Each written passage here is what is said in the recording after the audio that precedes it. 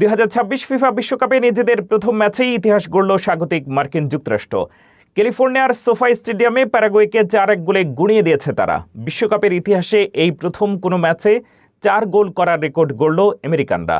একই সাথে 1930 সালের পর এই প্রথম বিশ্বকাপের মঞ্চে 3 গোলের ব্যবধানে বড় জয় পেল তারা। ম্যাচের শুরুতে প্যারাগুয়ের আত্মঘাতী গোলে এগিয়ে যায় যুক্তরাষ্ট্র। এরপর শুরু হয় 24 বছর বয়সী ফরোয়ার্ড ফ্লোরিন বালোগানের ম্যাজিক। ম্যাচের 30 মিনিট এবং প্রথমার্ধের ঠিক আগে দুর্দান্ত জোড়া গোল করে দলকে চালকের আসনে বসিয়ে দেন এই তারকা। এর মাধ্যমে 1930 সালের পর প্রথম আমেরিকান খেলোয়াড় হিসেবে বিশ্বকাপে এক ম্যাচে জোড়া গোলের কীর্তি গড়লেন বালোগান। খেলার শেষ মুহূর্তে 23 বছর বয়সী জিউ রেইনা ঐতিহাসিক চতুর্থ গোলটি করে যুক্তরাষ্ট্রের বড় জয় নিশ্চিত করেন।